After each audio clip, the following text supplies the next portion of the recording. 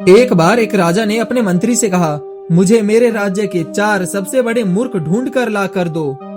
मंत्री कुछ समझ ना सका, लेकिन फिर भी उसने राजा के आदेश का पालन किया। अगले ही दिन मंत्री दरबार में 2 मूर्खों के साथ पहुंचा। मंत्री ने कहा, महाराज, ये रहा आपका पहला मूर्ख। यह अपने बैल पर बैठकर जा रहा था और अपने सामान को सर पर उठाया हुआ था। मैंने जब इस विषय में इससे पूछा तो इसने कहा, सामान बहुत अधिक है, बैल पर अधिक बोझ ना पड़े, इसलिए मैंने इस सामान को अपने सर पर उठा लिया है। और महाराज, यह आपका दूसरा मूर्ख है। इसने अपने छत पर थोड़ी घास उगा रखी थी और उसे अपने गाय को चरा रहा था।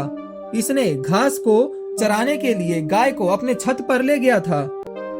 यदि यह चाहता तो घास को काटकर नीचे भी तो ला सकता था।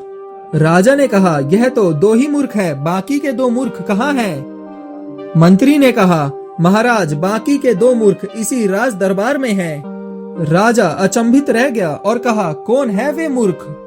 मंत्री ने कहा, तीसरा मूर्ख मैं हूँ महाराज। हमारे राज्य में ना जाने कितने ही महत्वपूर्ण कार्य शेष पड़े हैं और मैं हूँ कि इन मूर्खों को ढूंढने में लगा हुआ हूँ, इसलिए तीसरा मूर्ख तो मैं ही हुआ। राजा ने कहा, अच्छा, तो वो चौथा मूर्ख कौन है? मंत्री ने हिचकते हुए कहा, क्षमा करें महाराज, लेकिन चौथे मूर्ख आप हैं। राजा क्रोधित हो गया और कहा, ये तुम क्या कह रहे हो? मंत्री ने कहा, मैं सत्य कह रहा हूँ महाराज, चौथे और सबसे बड़े मूर्ख आप ही हैं, क्योंकि आपने ही मुझे इस प्रकार का मूर्खतापूर्ण भरा कार्य दिया था। एक राजा के लिए उसका कार्य और उसका समय दोनों ही कीमती होता है और आप अपना समय इस मूर्खता भरे कार्य में लगा रहे हैं, इसलिए सबसे बड़े मूर्ख आप ही हुए महाराज। आपका दायित्व प्रजा का कल्याण करना है, ना कि मूर्खों की सूची तैयार करना।